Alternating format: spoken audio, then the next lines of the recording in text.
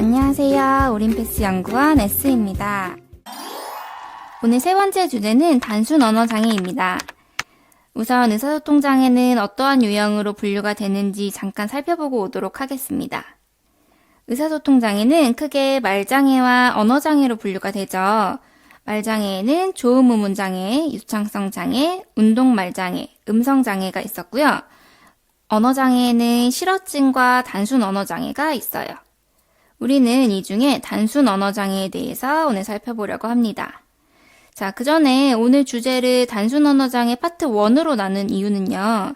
첫 번째 파트에서는 단순 언어장애의 기본 개념과 더불어 큰 틀을 확인하는 시간을 가져볼 것이고요.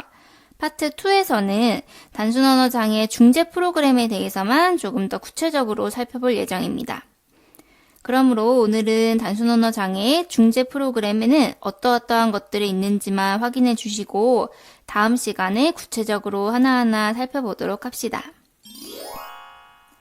단순 언어 장애는 보시다시피 장애 명칭의 그 특성이 그대로 나타나 있어요. 말 그대로 언어에만 문제가 발생하는 장애를 의미합니다. 언어에 영향을 미칠 수 있는 여러 요소에는 문제가 발생하지 않는데, 즉 정상 범주에 있는데 유독 언어에만 문제가 발생하는 것입니다. 그 구체적인 정의를 살펴보면 단순 언어 장애란 언어 능력에 영향을 미칠 수 있는 지능이나 청력, 신경학적인 손상 등이 없는 상태에서 유독 언어 발달에만 문제를 보이는 장애를 말한다.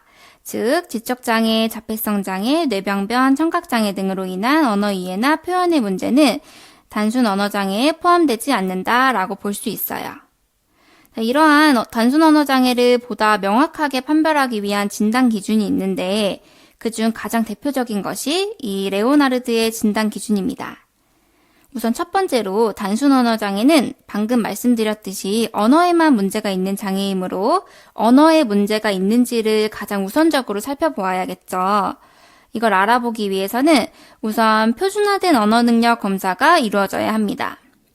이 언어 능력 검사의 결과가 마이너스 1.25 표준 편차 이하에 속해야 언어에 문제가 있다고 볼 수 있습니다. 자, 그리고 이 두 번째 기준부터는 언어에 영향을 미치는 요소들에 대한 진단 기준인데요. 이건 어떤 결과로서 드러나야 될까요? 그렇죠. 이러한 것들에는 문제가 없다. 정상 범주에 있다라는 결과로 나타나야겠죠. 그중 첫 번째로 우선 지능에 관한 것입니다. 지능이 정상 범주에 속해야 한다는 것이죠.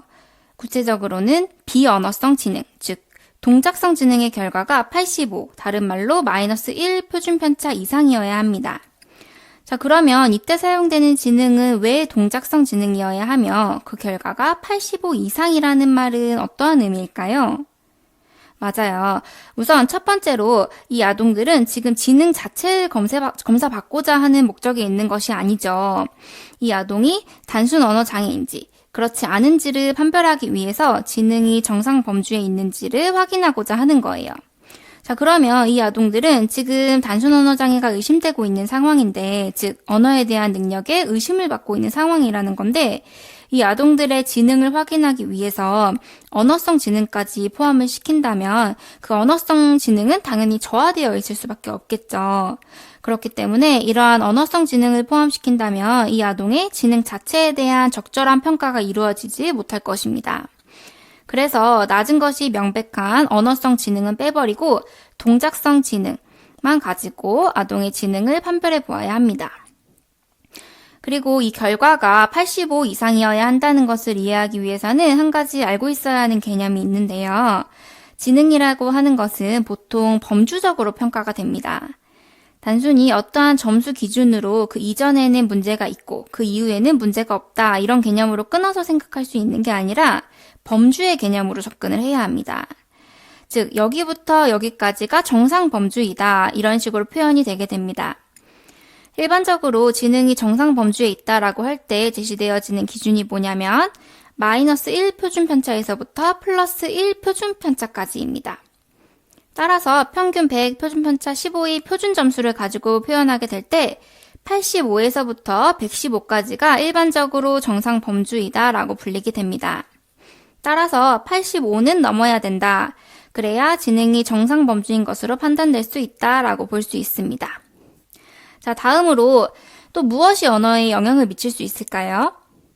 네, 바로 청력도 영향을 미칠 수 있겠죠. 즉, 청력 검사 결과도 이상이 없어야 하고 진단 시 중이염을 앓고 있지 않아야 한다고 제시가 되어 있습니다. 그리고 신경학적 이상 또한 없어야 하며 구강 구조나 기능의 이상도 없어야 합니다. 마지막으로 또 언어에 영향을 미칠 수 있는 것 중에 하나는 다른 사람과의 관계를 맺어갈 수 있는 사회적 상호작용 능력이겠죠. 이러한 사회적 상호작용 능력에도 심각한 이상이나 장애가 없어야 단순 언어장애로 진단될 수가 있습니다. 사실 이 진단 기준은 그 단순 언어장애의 특성만 이해하고 있으면 따로 암기하지 않아도 머릿속에 남길 수 있는데 그래도 아직 암기가 되지 않은 선생님들을 위해서 제가 암기했던 방법을 하나 알려드릴게요. 저는 이 진단 기준 각각의 키워드가 되는 용어의 앞글자를 따서 언지청 신구사라고 외웠습니다. 이건 또 뭔 소리냐고 생각하실 수도 있는데요. 사실 저만의 인지구조로 만들어지고 외워진 것이라서 선생님들한테는 와닿지 않을 수도 있을 거예요. 제가 그린 이미지는 먼저 언지청은 엄지척 아시죠?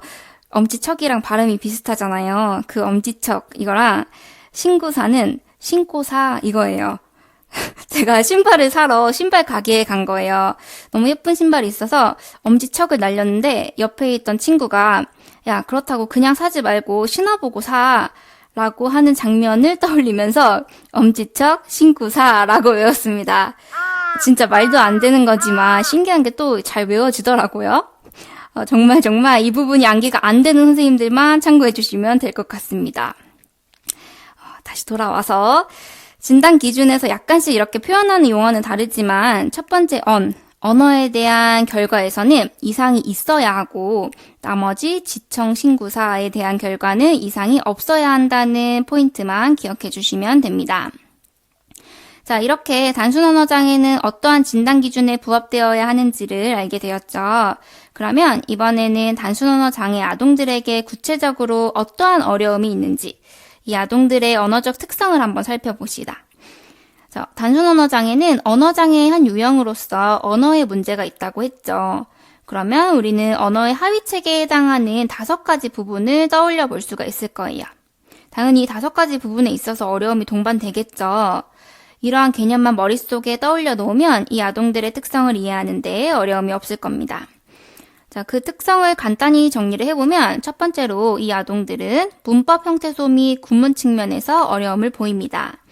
그 중에서 형태소가 우리 아이들에게 전체 언어 영역 중에 가장 어렵게 느껴지는 부분입니다.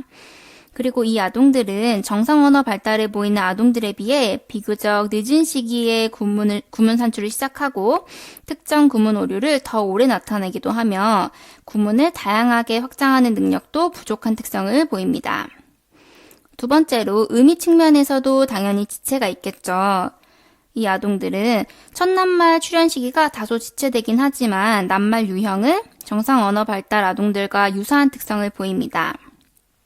그리고 언어의 문제로 인해서 어휘를 습득하는 속도가 느리고 어떠한 상황에서 그의 적절한 단어를 쉽게 찾지 못해서 에둘러서 표현하거나 모호하게 표현하는 등 낱말 찾기에 어려움을 보입니다.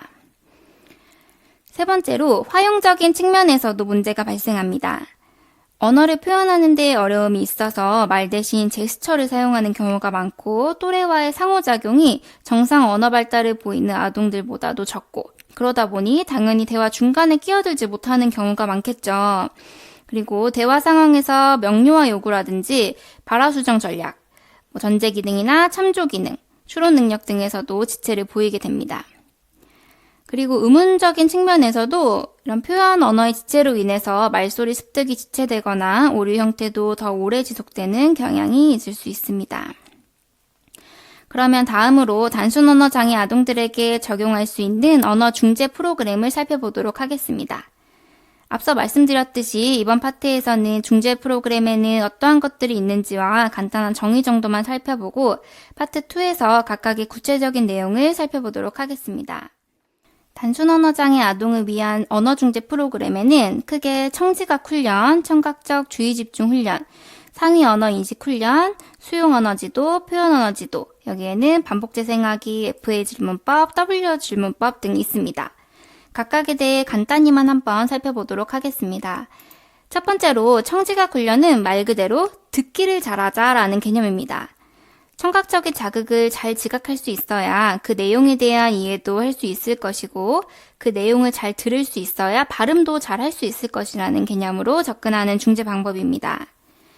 청지각 훈련은 의문인식 능력을 향상시키기 때문에 의문인식 과제와 함께 프로그램을 구성하는 것이 효과적입니다.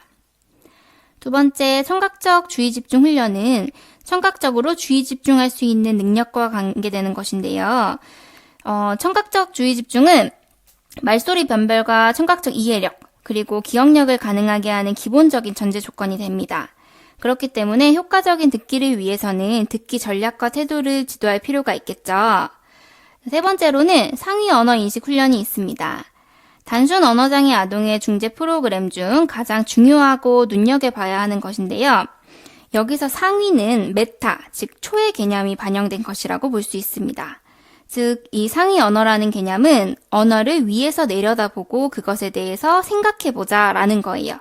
다시 말해서 언어는 사고의 대상이라고 보고 있어요. 이러한 상위 언어 인식을 하게 되면, 즉 언어에 대해 사고를 하게 되면 의문적 측면이나 단어적 측면, 구문적 측면, 의문론적 측면, 활용적 측면에서 잘못되어진 부분들을 스스로 깨달을 수 있다라는 것이에요. 각각의 구체적인 내용은 다음 파트에서 다루도록 하겠습니다.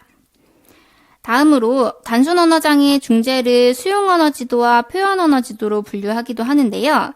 그중 수용 언어라고 하는 것은 언어를 듣고 이해하는, 말 그대로 받아들이는 과정으로 볼 수 있죠. 자, 이러한 수용 언어를 지도할 때는 실제적인 맥락에서 놀이 형식으로 지도하는 것이 바람직하다는 걸 잘 기억해 두시면 좋겠습니다. 그리고 표현 언어를 지도하는 방법에는 반복 재생하기, FA 질문법, W 질문법이 있는데요. 이 구체적인 내용도 다음 시간에 다뤄보도록 하겠습니다. 자, 그러면 이번 시간에 살펴본 내용을 다시 한번 떠올리면서 마무리해봅시다. 단순 언어 장애는 말 그대로 언어에만 문제를 보이는 장애, 즉 언어에 영향을 미칠 수 있는 다른 요소들에는 이상이 없는데 유독 언어에만 문제를 보이는 장애를 뜻한다고 했어요. 이를 판별할 수 있는 진단 증거로는 언지청 신고서, 다들 기억하시죠? 그리고 언어의 하위 체계와 관련해서 이 아동들의 일반적인 언어적 특성을 살펴보았고요. 이 아동들에게 적용할 수 있는 다양한 중재 프로그램에 대해서도 가볍게 훑어보았어요. 이러한 전체적인 구조를 머릿속에 잘 그려놓으시고 다음 시간에 또 만나요. 감사합니다.